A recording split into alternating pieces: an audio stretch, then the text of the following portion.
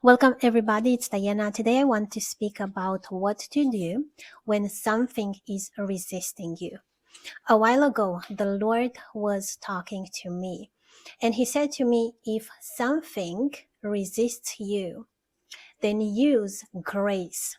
Use grace. So I was thinking about this and I was thinking to myself, how am I supposed to use grace? And what does it mean? So I want to read to you Ephesians chapter 2, verse 8. And I want to explain to you what grace means and how you can use it. This Bible verse says, "For it is by grace you have been saved through faith. And this is not from yourselves. It is the gift of God." I have read this Bible verse so often. But when God said to me, use grace if something is resisting you, something changed, something shifted, because it gave a different meaning to this verse. Let me read to you a couple of other Bible verses. Hebrews 4 verse 16. Let us then approach God's throne of grace. God has a throne called grace. Let us then approach God's throne of grace with confidence so that we may receive mercy and find grace to help us when in our time of need. So whenever you have a need and whenever you feel like something is resisting you, use grace. Romans chapter 11 verse 6. And if by grace, then it cannot be based on works. So it tells you that this help is not based on works. So it's not that you need to fast, to pray, to, do a lot of things in order to receive help. It's free. If it were, grace would no longer be grace. So grace is a gift. Grace is a gift.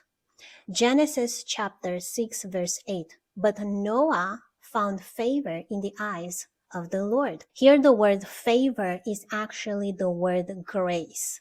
But Noah found grace in the eyes of the Lord. So what is grace doing? There is actually one more Bible verse that I want to read to you, and that's Zechariah chapter 4 verse 7.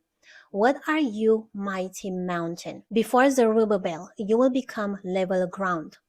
Then he will bring out the capstone to shouts of God bless it, God bless it. But actually, another Bible translation, namely the New King James Version, says grace, grace. Not God bless it, but grace, grace. So with shouts of grace, grace.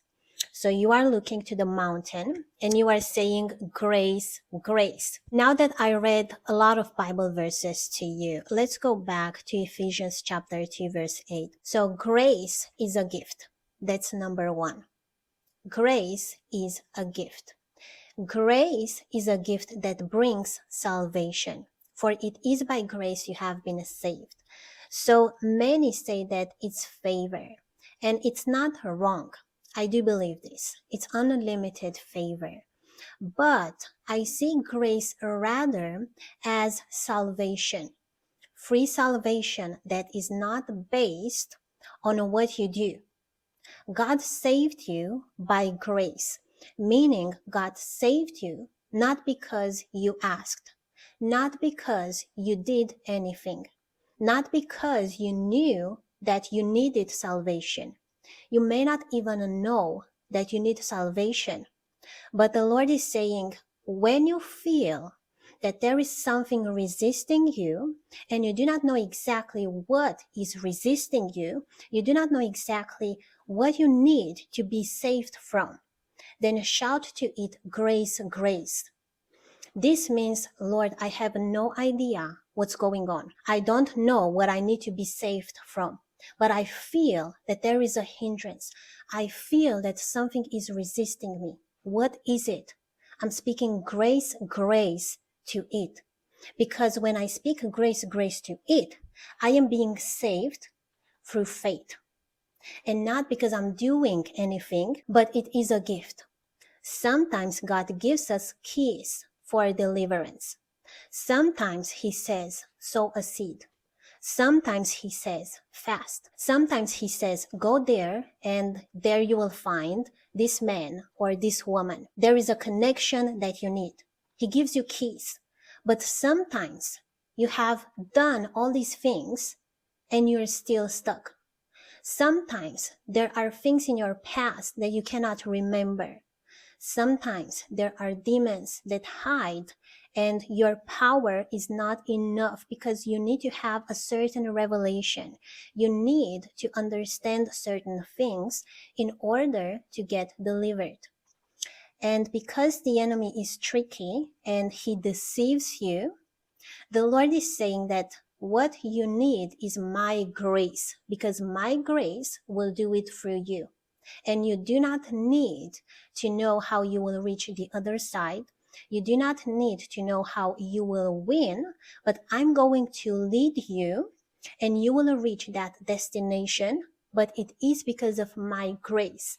But you use grace through faith.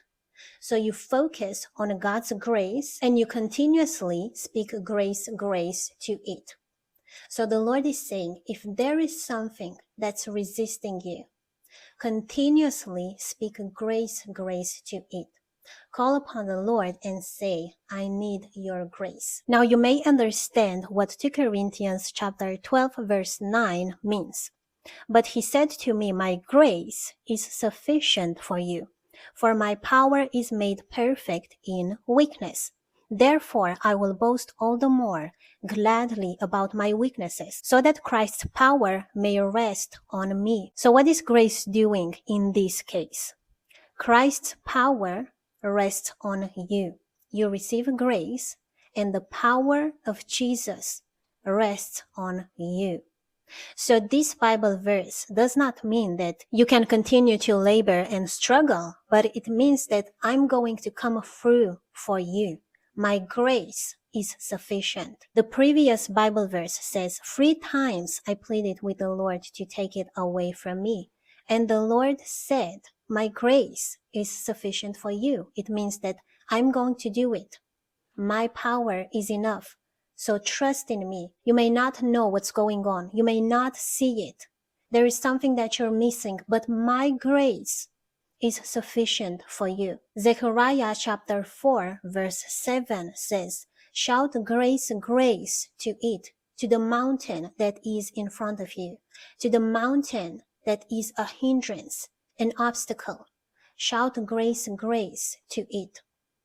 So lastly, I want to read to you a Bible verse that explains to you or tells you that actually you can inherit grace. There is one particular Bible verse that says that you can grow in grace.